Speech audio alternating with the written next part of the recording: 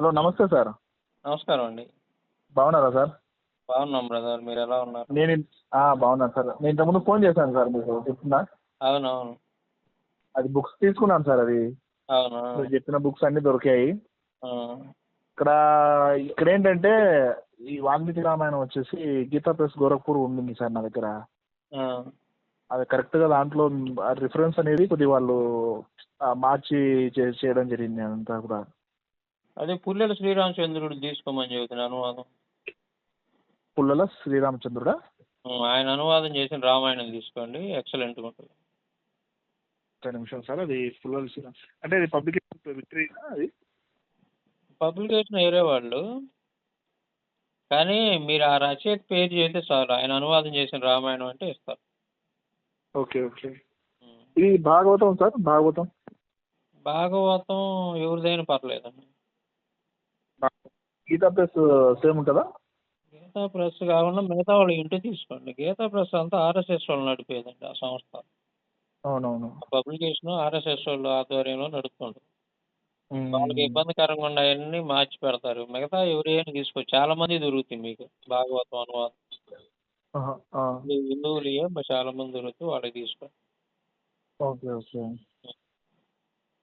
ఇది JK publications అని ఒకటి 7 పార్ట్స్ ఉన్నాయి సార్. అది పుల్లుల శ్రీరామచంద్రుడు ఏదో అదే అనుకుంటా.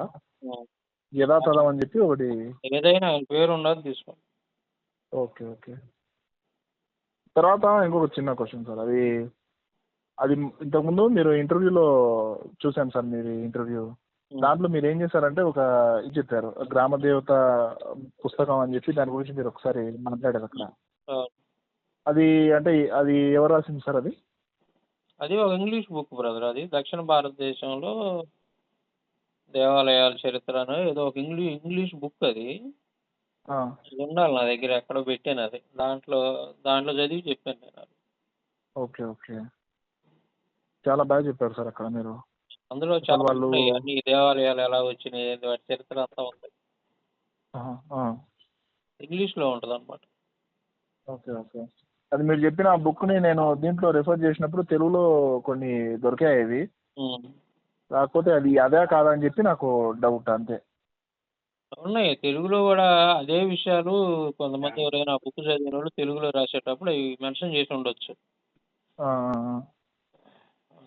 నేను చదివింది అయితే పర్టికులర్గా దానికి సంబంధించింది. ఆ సబ్జెక్ట్ కేవలం ఆ సబ్జెక్ట్ సంబంధించింది మాత్రమే ఉంటుంది. Okay okay. ఈ బుక్స్ ఎప్పుడు రావచ్చు సార్ ఇంకా నెక్స్ట్ మీది? వస్తున్నాయి బ్రదర్. ఈ రీసెర్చ్ బేస్డ్ కావడానికి కొంచెం టైం తీసుకుంటుంది. ఓకే. వర్క్ అయితే జరుగుతాను, రోజు ఎంతో కొంత చేస్తానే ఉంటా వర్క్ దాని మీద. అట్లా రావచ్చు 2 నెలల లోపే. 2 monthsలో నెక్స్ట్ ఈసారి 2 parts వస్తున్నాయి సార్ మళ్ళీ. ఇంకా 2 పార్ట్లు ఉంటాయి. వీటిలో మిస్ అయినవన్నీ కూడా మొత్తం వాటిలో ఉంటాయి.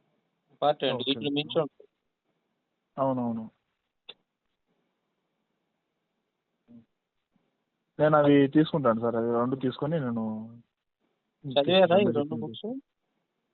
చదివాను సార్. అందుకే కదా ఇదంతా చేస్తుంది. మీరు అప్పుడు ఫస్ట్ నేను పంపించిన వెంటనే దాదాపు ఒక 2-3 days టైం దానికి తీసే, ఇంకా వేరే ఏ పని పెట్టుకోలేదు. ఇంకా వేరే పని పెట్టుకోకుండా మీకు ఎట్లా అనిపించినాయి? నేను ఒక్క నిమిషం సార్, కస్టమర్ వచ్చాను, ఫోన్ చేస్తాను మీకు.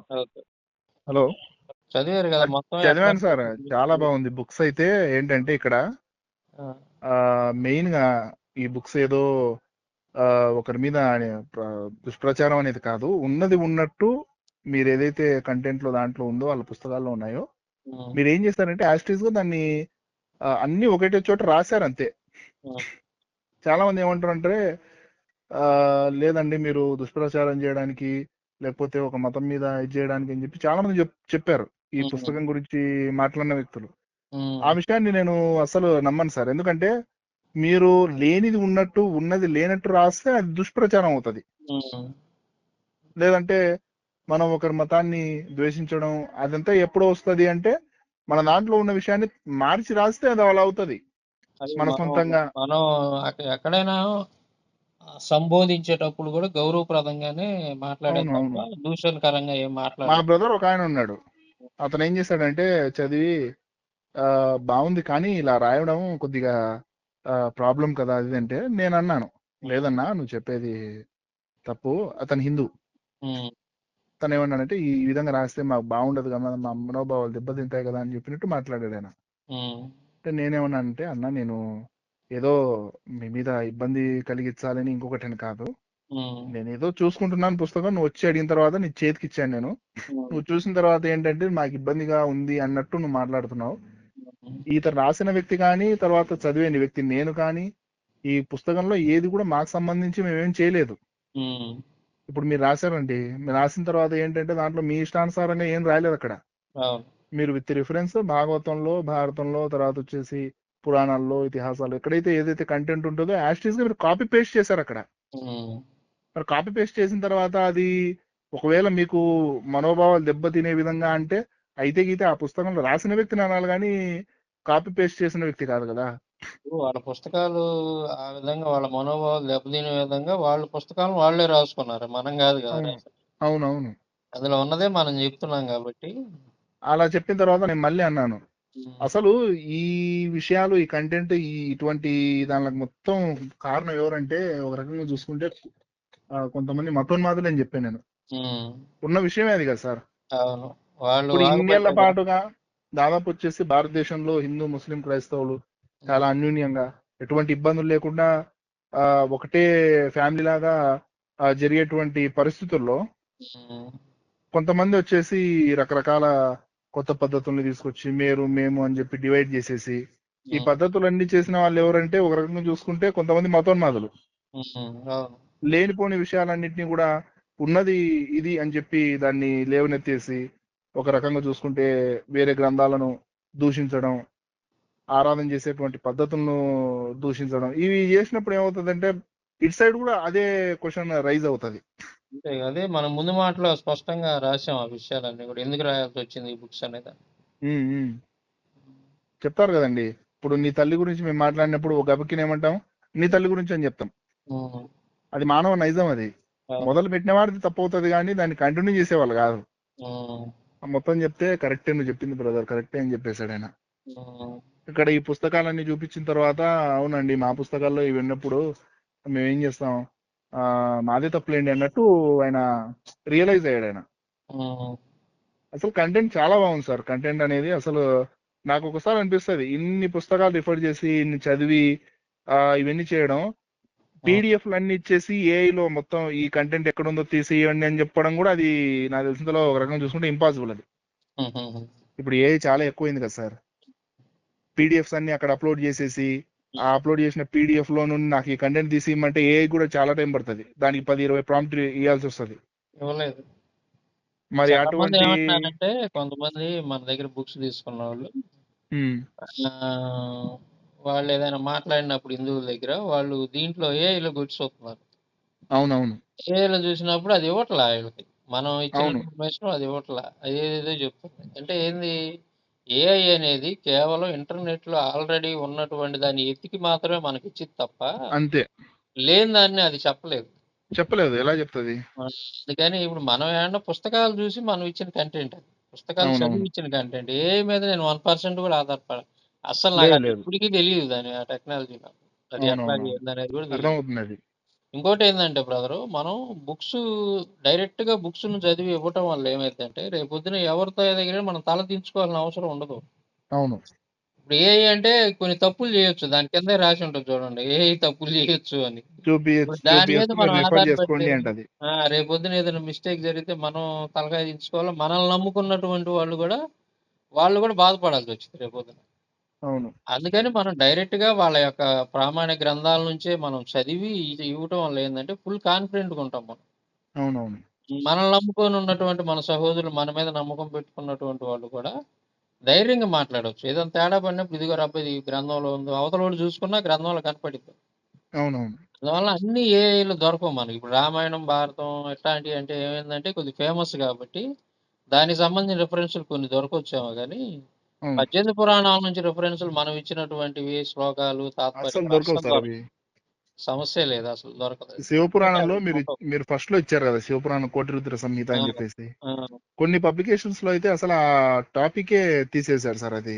ఎప్పుడే పబ్లికేషన్ వాళ్ళు ఇవ్వాలి అసలు ఆ చాప్టర్ తీసేసారు. అవును, తీసేశారు.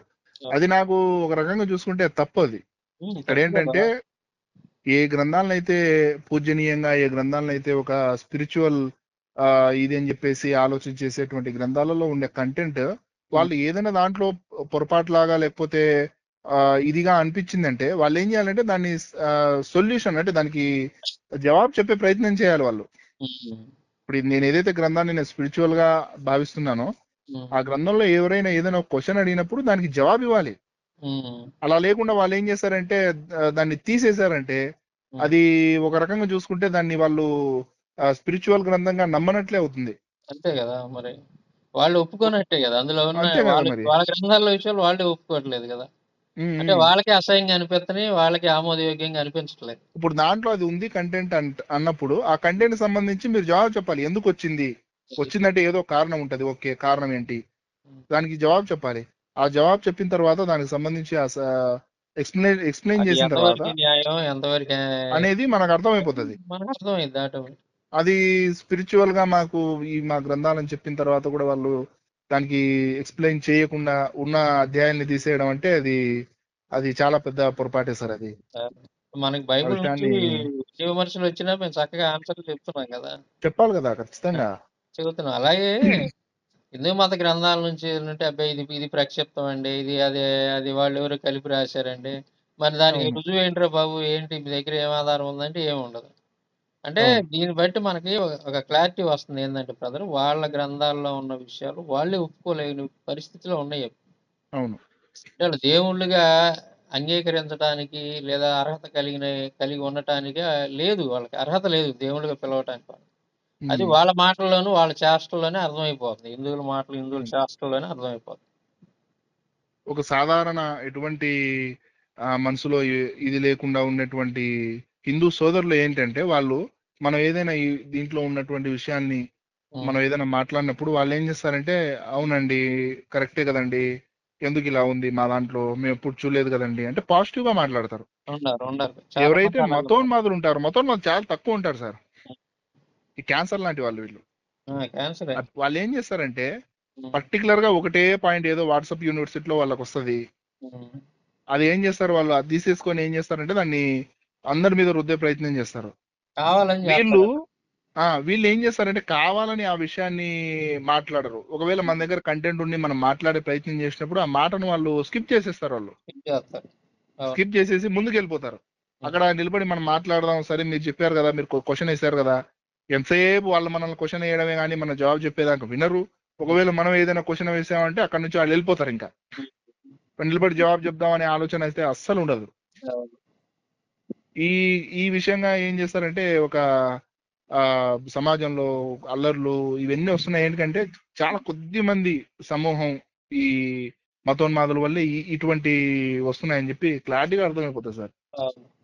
ఇంకోటి ఏంటంటే ప్రజెంట్ సిచ్యువేషన్ లో మీ పుస్తకాలు అనేది ఖచ్చితంగా ఇంపార్టెంట్, చాలా అవసరం. ఉమ్. ఎందుకంటారా, ఉమ్. ఈ క్యాన్సర్ అనేది పాకిపోతుంది సార్. ఉమ్. చిన్న చిన్న పిల్లలు, మొన్న చూసే ఒకటి ఫేస్బుక్ లో అనుకుంటా, చిన్న అబ్బాయికి ఆ డ్రెస్ వేసేసి చేతిలో ఆ జెండా ఇచ్చేసి, మీరు కూడా చూసుంటారు. అవును. అంటే కంటెంట్ ఉగ్రవాదులు మార్చేస్తున్నారండి పిల్లల్ని మార్చేస్తున్నారు కూడా. ఇప్పుడు. వాళ్ళు చిన్నప్పుడే మార్చేసి విష బీజాలు నాటేస్తున్నారు వాళ్ళ హృదయంలో. అంటే ఎదుటి వాడి పట్ల ద్వేషాన్ని నూరిపోతున్నారు. ఆ, ఆ, నూరిపోస్తున్నారు. అది చాలా ప్రమాదం దేశానికి. చాలా అంటే చాలా ప్రమాదం. చాలా ఎందుకంటే ప్రమాదం కదా సార్. భవిష్యత్ ఇప్పుడు నేటి బాలలే రేపటి పౌరులు అన్నట్టు ఉమ్, పిల్లలే కదా రేపొద్దున ఈ దేశాన్ని నిర్మించేది. అవును.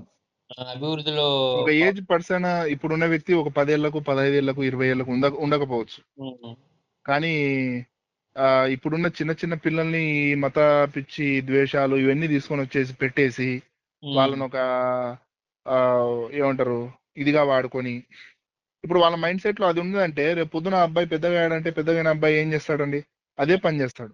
ఇప్పుడు ఏదైనా పిల్లలు ఒక ఉద్యోగం పెరిగే ఇవ్వాలంటే కొద్దీ వాళ్ళ వయసు పెరిగే కొద్దీ వాళ్ళలో ఉన్న మత ఉన్మాదం కూడా పెరుగుతూ ఉంటది కదా, విషయం డెవలప్ విషయం అవుతా ఉంటది. పెరిగిపోతుంది. అది ఉమ్. చాలా ఇదైపోతుంది సార్. ఇప్పుడు మన పిల్లల్ని మనం ఏ విధంగా అయితే పెంచగలుగుతామో రేపొద్దున వాళ్ళ చేతిలోనే ఉంటది కదా దేశం భవిష్యత్తు అని. అవును, వాళ్ళు మంచిగా పెంచితే దేశాన్ని కూడా మంచిగా చూస్తారు.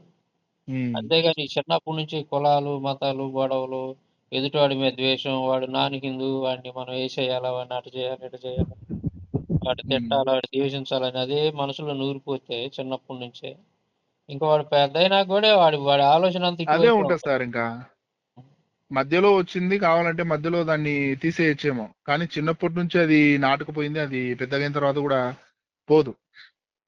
అందుకే ఇలాంటి వాళ్ళందరికీ తెలియాలి కాబట్టి మీరు అన్నట్టుగా క్యాన్సర్ మందులాగానే మతోన్మాదని మందు తయారు చేసాం మనం ఆ 2 అవును, పుస్తకాలు. అవునవును. బోల్డ్ అంత చాలా ఇన్ఫర్మేషన్ బాగా ఉంది. రాశారు సార్. అసలు ఏంటంటే నేను ఫస్ట్ లో నేను ఒక విషయం అనుకున్నా. ఉమ్, మీరు శాంపిల్ గా ఒక కొన్ని ఇంటర్వ్యూస్ ఫస్ట్ లో చేశారు మీరు బుక్ ఉమ్, రాకముందు. ఉమ్, నేను వాస్తవం చెప్తున్నా, మీరు మీరు మళ్ళీ ఏమనుకోవద్దండి. ఉమ్, ఉమ్, ఈ బుక్స్ గురించి హిందువులే దానికి సంబంధించి అంత రెఫరెన్స్లు ఏం చెప్పలేరు, ఈయన ఒక క్రిస్టియన్ కదా ఈయనేం చెప్తాడా అనుకున్నాను నేను. ఉమ్. నా మనసులో అదే అనిపించింది మీకు, ఎందుకంటే నేను ఉన్నది ఉన్నట్లు చెప్తున్నా మీతో. అవునవునా.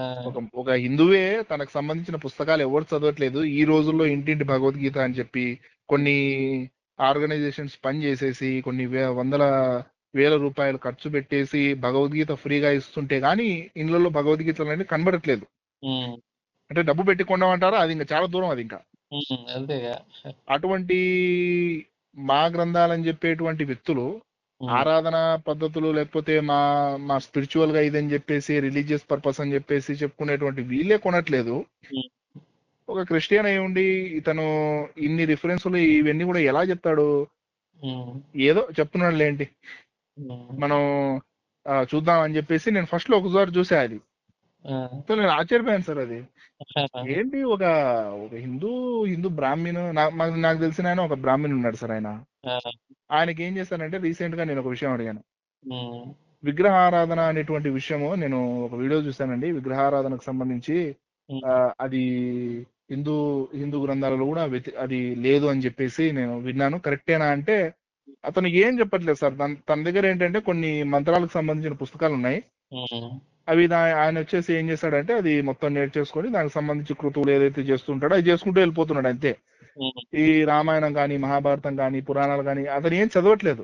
ఉమ్, తనకు సంబంధించిన కంటెంట్ ఏదైతే ఉంటుందో దాన్ని అలాగే చేసుకుంటూ పోతున్నాడు. ఉమ్, అతనైతే ఒకటే విషయం చెప్పాడు, బ్రదర్ మీరు చెప్పింది కరెక్టే, మాకు తెలుసు కానీ మేము అంత దాన్ని చదవలేదు, ఉమ్, కాబట్టి దీని గురించి నేనైతే ఏం మాట్లాడలేను అన్నాడు ఆయన. అయితే ఒప్పుకున్నాడు ఆయన. ఉమ్, అంటే ఇట్లా ఇలా వచ్చేసి ఈ విధంగా ఇక్కడ ఉన్న బ్రాహ్మిన్స్ కూడా దాన్ని ఆ చదవట్లేదు, మరి ఎలా ఇతను చదువుతాడు అనుకున్నా. ఆ, బుక్స్ వచ్చిన తర్వాత అయితే నేను ఫస్ట్ లో ఏం చేశాను, కేవలం అది మీరు ఉపోద్ఘాత ఉంటది కదా, ఉమ్, ఉపోద్ఘాతాన్ని చదివిన తర్వాత ఒక శివలింగానికి గారికి సంబంధించి ఒక 10 పేజీలలో ఇచ్చారనుకుంటా, 10 నుంచి 15 పేజీల ఆ మధ్యలో కంటెంట్ ఇచ్చారు మీరు. 17, 18 పేజీలు దాకా ఉంటాయి. పేజీలు ఉన్నాయి. అది చూసి వెంటనే ఏం చేశానంటే ఇంకా 2 రోజులు మొత్తం వర్క్ పక్కన పెట్టేసి ఉమ్, టోటల్ బుక్ అంతా ఒకసారి చూసా నేను. ఉమ్, 2 బుక్కులు చదివేశాను. ఉమ్, నాకదే దిమ్మ తిరిగిపోయింది అసలు. ఒక వ్యక్తి ఒక మనిషి కూర్చొని ఇన్ని పుస్తకాలు రిఫర్ చేసేసి ఆ కంటెంట్ గుర్తు పెట్టుకొని మళ్ళీ అది రాసుకొని ఒక ఆర్డర్ వైజ్ లో దాన్ని ప్రజెంట్ చేయడం అంటే అది చాలా పెద్ద విషయం సార్. అది అది నిజంగా నాకు అది దేవుడు ఇవ్వాలి సార్. అది దేవుని కృప ఉండబట్టి చేయగలిగానండి. అది అవును. కూడా 6 సంవత్సరాలు కష్టం అండి అది. 6 సంవత్సరాలు అంటే అసలు తిండి తిప్పలు లేకుండా కూడా కూర్చోవాల్సి వస్తుంది. అర్ధరాత్రి పూట ఒక్కోసారి ఏ పాయింట్ గుర్తొస్తే ఆ పాయింట్ గబక్కన లేచి కూర్చొని నోట్ చేసుకున్న సందర్భాలు కూడా ఉన్నాయి. అర్ధరాత్రి అవునవును. పూట లేచి అంటే దాని గురించి ఉమ్, ఆలోచిస్తా ఉన్నప్పుడు కొన్ని మనకు అప్పటికప్పుడు సడన్ గా వస్తుంటది ఆలోచన. ఇదైతే ఈ అవును. రిఫరెన్స్ పలానా చాట ఉందని ఎమ్మటే వెళ్ళి మళ్ళీ ఆ బుక్ తీసుకొని అది నోట్ చేసుకొని మళ్ళీ తెల్లారి దాన్ని యాడ్ చేస్తా ఉంటారు.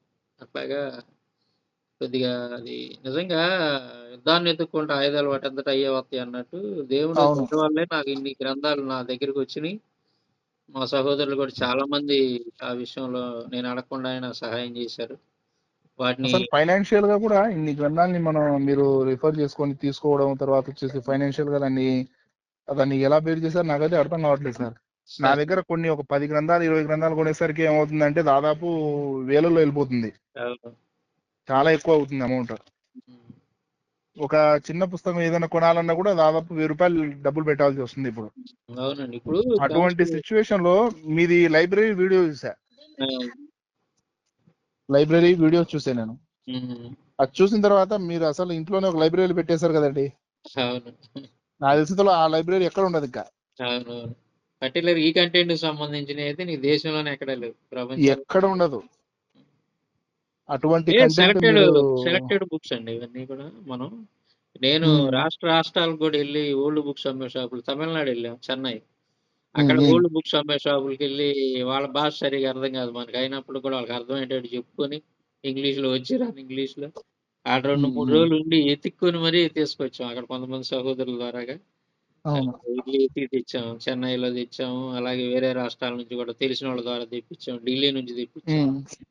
అంటే అక్కడ మన పరిచయమైన వ్యక్తులు తెలిసిన వాళ్ళు ఉంటారు కదా సహోదరులు, వాళ్ళకి చెప్తే వాళ్ళు ఆ రోజు పని మానుకొని వెళ్ళి ఎతికి తిరిగి మరి మనం చెప్పిన వాటిని ఎతికి తెచ్చి పంపించారు అక్కడ నుంచి. అట్లా కలెక్ట్ చేసామండి. ఎందుకంటే మనం ఏదో నోటి మాటతో చెప్తే దానికి వాల్యూ ఉండదు. అవును. కాబట్టి అవతల వాళ్ళు కూడా నమ్మాలన్నా నమ్మలేరు, వీళ్ళు క్రైస్తవులు కాబట్టి ఏదో చెప్తున్నారులే అనుకుంటారు. అట్లా కాకుండా మనం వాళ్ళ గ్రంథాలను తీసి ఒక ఎవిడెన్స్ వాళ్ళ ముందు పెట్టినప్పుడు వాళ్ళని ఆలోచింప చేయటమే కదా మన ఉద్దేశం. అంతే. వాళ్ళు ద్వేషించడం కాదు కదా, వాళ్ళు కూడా తెలుసుకొని ఆలోచించాలనేది మన ముఖ్యమైన ఉద్దేశం. అవును. అసలు 100-150 సంవత్సరాల కిందట బుక్స్ అంటే మీరు గ్యాదర్ చేయడం పెద్ద అసలు చాలా పెద్ద విషయం సార్ నా అది. దగ్గర 150 ఏళ్ల క్రితం కూడా ఉన్నాయి. నేను ఈ చూసిన తర్వాత ఏం చేస్తానంటే బుక్స్ వచ్చాయి కదా, నా దగ్గర బుక్స్ వచ్చిన తర్వాత రిఫర్ చేసిన తర్వాత ఈ బుక్స్ గురించి ఇంకా ఏమన్నా వేరే వాళ్ళు ఏమన్నా మాట్లాడిన వీడియోస్ ఏదైనా యూట్యూబ్ లో ఉంటాయని చెప్పి సెర్చ్ చేశా. అక్కడ నాకు ఈ వీడియో, మీ లైబ్రరీ వీడియో బయటపడింది. ఒక ఆయన అంటాడు కదా పీడిఎఫ్ బ్యాచ్ అని చెప్పి, ఆ పీడిఎఫ్ బ్యాచ్ అని చెప్పి ఆ విషయం చెప్పిన తర్వాత అది ఇంటర్వ్యూ చూసాను నేను వాళ్ళది. వాళ్ళు మన దగ్గర counter బుక్ ఇచ్చారు లేవు, మీరు. ఏదో పీడిఎఫ్లు చదివి చెబుతున్నారు అని అంటా ఉంటే జనాలకు కూడా తీరేయాలి కదా, ఒకసారి చూపిస్తే బాగుంటుందని అప్పుడు చూపించాను మనం లైబ్రరీ. అవును. దాని తర్వాత దాని కౌంటర్ వీడియో ఏం వేయలేదు ఇంకా అక్కడ నుంచి. లేదు. ఇంకేం వస్తుంది పీడిఎఫ్ బ్యాచ్ అన్న తర్వాత మీరు ఇంత పెద్ద ఇది పెట్టేసి బుక్స్ అన్ని పెట్టేసి, నాకు తెలిసి వాళ్ళ దగ్గర కూడా దీంట్లో సగంగా దాంట్లో 10% కూడా ఉండవు వాళ్ళ దగ్గర. ఉండవు. యాక్చువల్గా వాళ్ళే పీడిఎఫ్ బ్యాచ్ సార్.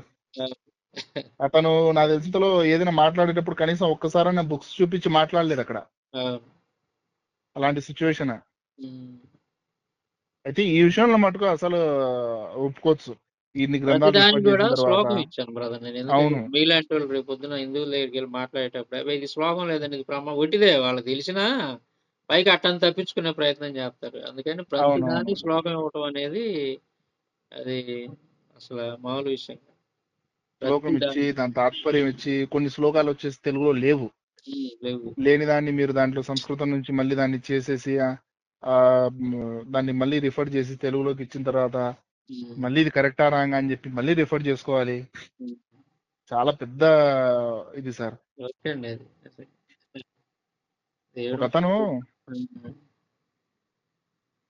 ఒకతను బుక్స్ రాసే వ్యక్తి నాకు పరిచయం అయ్యాడు సార్. అతను వచ్చేసి బుక్స్ తెలుగులో అంటే వేరే భాషలలో ఉన్న బుక్స్ ని తెలుగులో తర్జుమా చేస్తాడు ఆయన. నేను అతనికి చూపించా ఈ బుక్. చూపించిన తర్వాత వెంటనే ఏం చేశాడంటే చూసి అసలు ఒక 2-3 నిమిషాలు అతను మాట్లాడలేదు నోటి నుంచి, బుక్ తిప్పుకుంటూ వెళ్ళాడు. ఇంకా తిప్పుకుంటూ వెళ్ళిన తర్వాత చెప్తున్నాడు ఆయన, ఏంటండి ఇది ఎక్కడి నుంచి వచ్చింది, ఎవరు రాశారు బుక్ ఇలా అంటే, ఫలానా మా బ్రదర్ ఉన్నాడు ఒక ఆయన ఇలా రాశాడు ఇది అని చెప్పాను నేను. చెప్పిన తర్వాత సరే అండి నేను కూడా వెంటనే ఆర్డర్ పెడతా అన్నాడు. మరి పెట్టాడో లేదు నాకైతే తెలీదు, పెడతా అని చెప్పాడు ఆయన.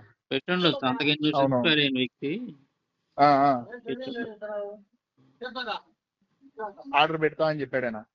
పెడతా అని చెప్పిన తర్వాత ఏం చేశాడంటే, నేను అడిగాను ఏంటి బ్రదర్ మీరు హిందువులే కదా, మీరు ఏంటి మరి ఏమంటాడో చూద్దాం ఒకసారి అని చెప్పి. అతను ఏమంటాడంటే, నేను యాజ్ ఇట్ ఈజ్ గా ఉన్న కంటెంట్ ని తెలుగులోకి మార్చడం కోసమే చాలా సమయం పడుతుంది, ఏళ్ళు తరబడి పుస్తకం మీద మనం వెచ్చించాల్సి వస్తుంది. అలాంటిది ఈ పుస్తకంలో ఇంత పురాణాలు, ఇతిహాసాలు, తర్వాత వచ్చేసి వేదాలు, ఈ స్మృతులు ఇవన్నీ తీసుకొని వచ్చేసి దీంట్లో క్రోడీకరించి అక్కడ ఉండే కంటెంట్ కి తెలుగులో తర్జుమా చేసి ఆ తర్జుమా ఇచ్చిన దాన్ని కరెక్ట్ గా ఉందో లేదో అని రెఫర్ చేసుకోవడం, ఇది అసలు ఇంపాసిబుల్ బ్రదర్, ఇది ఒక టీం ఉంటదని చెప్పాడు ఆయన. నేను చెప్పా ఎంతమంది ఉండొచ్చు సార్ అని అడిగాను నేను. దాదాపు ఒక 30-40 మంది లేని ఈ పని కాదు సార్ అన్నాడు ఆయన. లేదండి బ్రదర్ మీరు అలా కాదు, ఉన్నది ఒక్కడే. ఆ ఒక్కడే ఎన్ని చేశాడంటే వెంటనే నేను వెంటనే ఆర్డర్ పెట్టేస్తాను, నేను మీ బుక్ ఫోటో తీసుకుంటా అని చెప్పి ముందర అది ఉంటది కదా ఆ, పేజ్, ఫోటో తీసేసుకొని నెంబర్ తీసుకొని వెళ్ళాడు ఆయన. ఉమ్. నాకు తెలిసి పెట్టుంటాడు ఆయన. పెట్టే ఉంటాయి. ఆ, చాలా పోయినాయి బ్రో, నంబర్ ఆఫ్ కాపీస్ అసలు అవును. నాన్ స్టాప్ గా వెళ్తానే ఉన్నాయి, ఆగలే అక్కడ. ఇప్పుడు ఈ దొరకవు రోజు కదండి కంటెంట్. ఈ ఈ రోజు కంటెంట్ వరకు కూడా అనేది ఆ, అది ఈ కంటెంట్ అనేది డబ్బుందే ఏంటంటే ఉంది బ్రదర్. ఇప్పుడు అవును, ఒక 800 అంటే ఈరోజు సహజంగా ఒక ఫ్రెండ్ తోటి కలిసి మనం రెస్టారెంట్ పోతే అయిపోతుందండి, 1000 రూపాయలు ఈజీగా. 1200 అయిపోతుంది. ఆ కాశ అయిపోయాయి కదా అది. అవును. ఇదేంటంటే ఇన్ఫర్మేషన్, అసలు ఇది పక్కా ఇన్ఫర్మేషన్ కదా ప్రతిదీ కూడా. అయినా సార్ నేను ఒక విషయం చెప్తాను చూడండి. ఉమ్, మీరు పడిన కష్టానికి, మీరు పెట్టే అమౌంట్ కి, మీరు చేసే ఆ రీసెర్చ్ కి ఆ అమౌంట్ నిల్లు సార్, ఉమ్, చాలా తక్కువ. అదే. మీరు ఏంటంటే ఒక సేవ చేసే ఉద్దేశం మీద చేశారు, లేకపోతే ఆ అమౌంట్ చాలా తక్కువ. అది ఒక బుక్ 400 అంటే చాలా తక్కువ సార్. బై హ్యాండ్ నేను అయితే 600కే ఇచ్చాను రెండు, మనం మీటింగ్స్ కట్ట అవును, వెళ్ళినప్పుడు. అవునవును, కొరియర్ ఖర్చులు ఉంటాయి కాబట్టి ఎక్స్ట్రా అవునవును, ఉంటాయి 200 ఉంటాయి. తీసుకున్నాను. శివపురాణం వచ్చేసి నేను శివపురాణం అడిగాను సార్. నేను అడిగి తీసుకుంటే ఉమ్, కేవలం ఆ పుస్తకం ఒకసారి రాశారు కదా, రాసిన తర్వాత దాన్ని యాస్టీస్ గా ప్రింట్ వేసి చేసేదే వాళ్ళు. ఉమ్, ఎప్పుడో రాసిన పుస్తకం శివపురాణం ప్రింట్ వచ్చేసి దాదాపు 1200 1300 కూడా చెప్తున్నాడు. ఉమ్, అది ఎప్పుడో ప్రింట్ 2015 ఆ ఉమ్, టైంలో ప్రింట్ అయ్యి అప్పటి నుంచి వచ్చింది అది. ఉమ్, 2000 సంవత్సరంలో ప్రింట్ అయిన బుక్ కూడా ఎప్పుడు 1200 అలా చెప్తున్నారు. ఉమ్. అలాంటిది ఇంత గ్యాదర్ చేసి, ఇంత రీసెర్చ్ చేసేసి ఇది ఎంత చేయడం అంటే చాలా తక్కువ అమౌంట్ సార్ అది. ఉమ్. మీరు సేవాభావం మీద. వాస్తవానికి ఏంటంటే ఇంత కంటెంట్ కనుక ఇస్తే మామూలుగా ఈ ఢిల్లీలో ఇటు ఉన్నారు కదా పబ్లిషర్స్ పెద్ద పెద్దోళ్ళు, అవును, అవును, వాళ్ళు ఇదే కంటెంట్ కనుక మనం ఇంగ్లీష్ లో అట్లా ఇవ్వగలిగితే ఒక్కొక్క బుక్ 2000 పెడతారండి వాళ్ళు. అవును, అంటే ఖచ్చితంగా ఇంత కంటెంట్ కూడా లేని బుక్సే, ఒక రకంగా ఉన్న బుక్సే 2000 3000 ఒక్క బుక్ అమ్మిన ఉన్నాయి, నా దగ్గర ఉన్నాయి. అంటే ఉన్నాయి. మీరు ఒక హిస్టరీ బుక్ బుక్సే చూపించారు, చెప్పాను. ఉమ్, హిస్టరీకి సంబంధించి 5000 6000 పడిందని చెప్పి. అవును, ఒక్క బుక్కే మళ్ళీ. అవును, అయితే ఇంత అసలు నాకు కంటెంట్ నమ్మబుద్ధి కూడా ఉండదు కావట్లేదు. వాటిల్లో, ఇంత కంటెంట్ ఉండదు మళ్ళీ. అవును, అవును, అంత ఇదేది కాదు. మనం ఏంటంటే మనం లాభం కోసం, వ్యాపారం కోసం కాదు కదా ఇది. ప్రజలకి అవును, ఒక సత్యం అనేది తెలియాలి, అందరూ తెలుసుకోవాలి, బాగుపడాలన్న ఉద్దేశంతో మాత్రం చేస్తున్నాం కాబట్టి వాటి గురించి ఆలోచించాలి మనం. ఉమ్. అసలు బుక్స్ లెవెల్లో అయితే ఆలోచన చేయాల్సిన అవసరం లేదు సార్. ఎవరైనా తీసుకోవాలంటే కళ్ళు మూసుకొని తీసుకోవచ్చు. నేను ముందు కూడా చెప్పాను, మీకు గుర్తుందో లేదో, అవును. మీ నెక్స్ట్ బుక్స్ వచ్చాయంటే ఆ ఆర్డర్ ఇచ్చే లిస్ట్ లో ఫస్ట్ నాదే ఉంటది అని చెప్పి. చాలా మంది కూడా బ్రదర్ ఇప్పుడు మెసేజ్లు పెడతాం, ఫోన్లు చేయటం అన్న వాల్యూమ్ 3-4 రెడీ అయినాయా, కిందకి వీడియోల కింద కామెంట్లు కూడా పెడతా ఉన్నారు అందరూ. అవును, ఇప్పుడు అంటే నేను వాళ్ళకి అంత దాదాపు వచ్చేసి ఇంట్రెస్ట్ గా నేనే ఒక ఉంది. 4-5 సార్లు అడిగి ఉంటాను మిమ్మల్ని. అవును, అడిగారు, పెట్టారు, మెసేజ్ కూడా పెట్టారు ఛాన్స్. ఉమ్, ఉమ్. అంటే ఆ ఫస్ట్ చదివిన తర్వాత ఆటోమేటిక్గా వాళ్ళకి ఒక అంచనా పెరుగుతుంటది ఆటోమేటిక్గా. అవునవును. ఇంకా రాబోయే ఇంకా ఎలా ఉంటాయో, ఇయే ఇట్లా ఉన్నాయి ప్రోమో అంటే వచ్చిన తర్వాత మూవీ కోసం ఎదురు చూస్తాం కదా, అదే అదే. అలా ఉండిద్ది. ఆ, కంటెంట్ విషయంలో అయితే ఎక్సలెంట్ సార్ అసలు. అసలు 22 ఎప్పుడైతే ధర్మశాస్త్రాల పేర్లు తెలియదు బ్రదర్, హిందువులకు కూడా తెలియదు. అవును, అవునవును. మనం లైన్ గా ఒకే అసలు అన్టచబిలిటీని అన్నిట్లో చూపించాం, ఏది మిస్ కాకుండా వేదాల దగ్గర నుంచి చూపించాం వాళ్ళ గ్రంథాలు. మెయిన్ గా ధర్మశాస్త్రాలలో మెయిన్ గా ఏదేది ఇచ్చేస్తారు సార్ అది. ధర్మశాస్త్రాల్లో వచ్చేసి వాళ్ళ మతం చెప్పింది ఏంటంటే, ఇప్పుడు కలియుగం అని అంటారు, ఈ కలియుగానికి పరాశర స్మృతి ప్రమాణం అంటారు. అంటే పరాశర ఒక్కొక్క స్మృతి. యుగానికి ఒక్కొక్క స్మృతి ప్రమాణం అంటారు. ఉమ్, ఉమ్. సో ఇప్పుడైతే మాత్రం పరాశర స్మృతి అంటారు, కానీ మొత్తం మనుధర్మ శాస్త్రంనే ఫాలో అవుతుంటారు. ఓకే. అందుకే మనుధర్మ శాస్త్రం బాగా ప్రాచుర్యంలోకి వచ్చింది. పరాశర స్మృతి ఇప్పుడు తెలియదు చాలా మందికి. మనుస్మృతి వచ్చేసి ఏ పబ్లికేషన్స్ అది బాగుంటుంది సార్ అది? విక్టరీ వాళ్ళు తీసుకోండి. Victory publications. విక్టరీ వాళ్ళు ఏం చేశారంటే కల్లుకు బొట్టు అని పాత ఓల్డ్ ట్రాన్స్లేషన్ ని వీళ్ళు యాజ్ టీజ్ గా అనువాదం చేశారు తీసుకొని. అంటే దాన్ని యాజ్ టీజ్ గా దించారు, ప్రింట్ చేశారు. ఏది కలియుగ? కల్లుకు బొట్టు అని ఒక ఆయన ఉంటాడు, చాలా ఓల్డ్ ఆయన. ఆయన ఇచ్చిన అనువాదాన్ని యాజ్ టీజ్ గా పెట్టారు వీళ్ళు. విక్టరీ పబ్లికేషన్ వాళ్ళని తీసుకోండి, మనుస్మృతి ఎక్సలెంట్ గా ఉంటుంది. అది తీసుకుంటాను సార్ అది. వాళ్ళని తీసుకోండి, బాగుంటుంది. నేను మీకు ఇంత ముందు కూడా ఒకసారి పెట్టాను, మీరు కాస్త బిజీ ఉండి చూడలేదు అనుకుంటా. ఇది ఏది తీసుకుంటే బాగుంటుంది సార్ అని. ఏది సార్ చెప్పారు victory publications the? Manusmriti, victory publication వాళ్ళది మనుస్మృతి అంటే చాలు, ఇంకా ఒకటేలే వాళ్ళు చేసింది. Okay, okay. వాళ్ళు ఇచ్చేస్తారు. Okay, okay. వాళ్ళు ఏంటంటే రేట్లు కూడా అనుకూలంగా ఉంటాయి, ట్రాన్స్లేషన్ కూడా కరెక్ట్గా ఉంటుంది అన్ని. అవునవును, బాగున్నాయి సార్ అసలు కాకపోతే ట్రాన్స్లేషన్. అలా శివపురాణంలో ఒకటే అది వాళ్ళకి అభ్యంతరకరంగా ఉండి తీసేశారు కానీ శివలింగం అవునవును. చాప్టర్. ఉమ్, ఉమ్, మిగతా అన్ని ఓవరాల్ గా చూసుకుంటే బాగానే ఉంటుంది. ఉమ్. శ్లోకాలు లేకపోయినా వచనమైనా కానీ పర్ఫెక్ట్. అవును, పర్ఫెక్ట్ ఉంది. ఇవ్వాలి, భయపడకూడదు సార్. ఇప్పుడు వాళ్ళ దాంట్లో తప్పు లేదన్నప్పుడు వాళ్ళు ఖచ్చితంగా ఇవ్వాలి. ఇచ్చిన తర్వాత దాంట్లో ఏదన్నా ఉంటే వాళ్ళు మాట్లాడాలి. కానీ మనం ఏదో ఈరోజు ప్రశ్నించామని చెప్పి తీసుకుంటూ పోతే చివరిగా ఏముంటది? ఏముండదు, అంతా సున్నా అయిపోతుంది. అలా చేస్తారు. శివపురాణం మీకు ఫోటో పెట్టాను, తీసుకున్నారా అది? తీసుకున్నాను సార్. దాంట్లో ఉంటది పర్ఫెక్ట్ గా ఉంటుంది. అవునవును, ఉంది ఉంది. అమెజాన్ లో ఆర్డర్ పెట్టా, ఉమ్. అది వచ్చింది సార్. అది ఇది విక్టరీ కాకుండా అది ఒకటి తీసుకున్నా. మనం చెప్పినట్టే ఉండలా, సేమ్ డిట్టో దాంట్లో. Same as it is. ఇక్కడ కూడా అందుకే నేను అంటుంది, మీరు యాస్టీస్ గా కాపీ పేస్ట్ చేశారు కానీ ఎక్కడే కానీ మీరు క్రిటిసైజ్ చేసి దాన్ని ఎక్కడ కూడా మీరు మాట్లాడలేదని చెప్పి చెప్పాను. అది మనం కరెక్ట్. ఏంటంటే గౌరవప్రదంగానే ఉండాలి బ్రదర్. విమర్శ అనేది ఎప్పుడైనా సరే అది గౌరవప్రదంగా అందరూ ఆమోదించే విధంగా ఉండాలి. ఇప్పుడు ఇక్కడ కూడా మనం ఏమన్నా వాళ్ళ దేవుళ్ళు దేవతల గురించి ఎక్కడన్నా చిన్న అగౌరవమైన పదం వాడే నేను చూడండి 2 పుస్తకాల్లో ఎక్కడైనా సరే. మనం దేవుడు అనేవాడు ఇలా చేస్తాడా? ఒకసారి మీరు ఆలోచించండి. విఘ్నులైన హిందూ సహోదరులారా, మీరు ఆలోచించండి. దేవుడు అనేవాడు మానభంగాలు చేస్తాడా? దేవుడు అనేవాడు ఇలా చేస్తాడా? అనే మాట ఉంటది తప్ప అవును, దుర్మార్గులు, దుష్టుడు, వాడు వీడు నీచంగా ఇప్పుడు ఈ మతోన్మాదులు ఎందుకు సార్ కొంతమంది మనం మనం ఏం మాట్లాడుతూ చెప్పకూడదు కదా, మనం గౌరవంగా మాట్లాడతాం. అది గౌరవం మాట్లాడినప్పుడు అది ప్రజలు కూడా రిసీవ్ చేసుకుంటారు బ్రదర్ చక్కగా. అవునవును. ఇప్పుడు ఇంకొకటి ఏంటంటే సార్, ఇప్పుడు మనం ఏదో వాళ్ళు అడుగుతున్నారు చెప్తున్నారు అని చెప్పేసి మనం ఏదో ఈ రోజు దాని గురించి మాట్లాడడం జరుగుతుంది. కానీ లేకపోతే అసలు ఆ పర్స్పెక్టివ్ లో ఏ రోజు కూడా ఆలోచన రాలేదు సార్. మనకేం పని అసలు వాటితోటి? అవును, మనదేదో మనం చూసుకుంటాం కదా. అంతే కదా మరి. నువ్వు ఎప్పుడైతే ఎదుటివాడిని ఏలెత్తి చూపిస్తున్నావో దానికి ఆన్సర్ చెప్తాం, తిరిగి నిన్ను ప్రశ్నిస్తాం. నీ సంగతి ఏం చూడరు. ఇప్పుడు ఒకటే బ్రదర్, ఇప్పుడు స్మోకింగ్ చేసేవాడు, సిగరెట్ కాల్చేవాడు ఉమ్. ఓ పక్కగా వాడు స్మోకింగ్ చేస్తా, పక్కన వాడికి నీతులు చెప్పకూడదు. నువ్వు స్మోకింగ్ చేయబాక, నీ ఆరోగ్యం పాడైద్దని. నువ్వు స్మోకింగ్ చేస్తా చెబితే ఎలా ఉంటది? అది ఎలా ఉంటది? అది క్వశ్చన్ కుదరదు. చేస్తాం కదా ఖచ్చితంగా. ఆ. ఇప్పుడు మతోన్మాదులు చేస్తున్న పని అదే. దానికి మనం ఇదే క్వశ్చన్ చేయటమే ఈ బుక్స్ రాయటం. ఉమ్. అది మీ నెక్స్ట్ బుక్స్ కోసం అయితే నేను చాలా వెయిట్ చేస్తున్నాను సార్. 2-3 months అన్నారు కదా. అవును.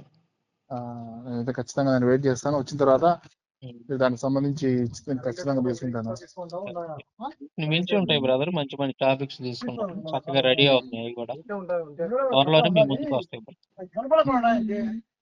ఓకే, థ్యాంక్ యూ చాలా బ్రదర్. సమయం చేశారు సార్. మీ అభిప్రాయాన్ని మీ తెలియజేసిన. బిజీ సిచ్యువేషన్ లో కూడా మీరు ఇంత సమయం తీయడం అంటే అది చాలా అంటే పెద్ద విషయం. తెలుసుకోవాలి బ్రదర్. ఎందుకంటే ఇప్పుడు నేను ఒక అవును, వీడియో పెట్టినా, ఇట్లాగే బుక్స్ రాసినా, ఏంటంటే అవతల వాళ్ళు ఏమనుకుంటున్నారో మనకు తెలిస్తే దాన్ని బట్టి మనం ఇంకా మెరుగ్గా అందించడానికి అవకాశం ఉంటుంది. అవును. వాళ్ళ ఒపీనియన్ ఏందనేది మనం తెలుసుకోవాలి. వీడియోలు అయినా సరే నేను ఏదైనా అది ఎక్కువ టైం కేటాయిస్తా. ఎవరైనా ఇది ఇదయ్యా ఇలా ఉంది ఇలా ఉందంటే, ఓ ఇది ప్రజలు ఇలా రిసీవ్ చేసుకుంటున్నారు, ఇంకా బెటర్ గా మనం వెళ్ళాలంటే ఇంకా ఏం చేయాలనేది నేను ఆలోచిస్తాను బ్రదర్. అందుకని ఫీడ్బ్యాక్ నేను ఎక్కువ ప్రాధాన్యత ఇస్తాను. ఖచ్చితంగా తీసుకోవాలి కదా, దానికి సంబంధించి మీరు చేసే అవకాశం ఉంటుంది. Thank you okay brother. Sir, thank you sir, thank you.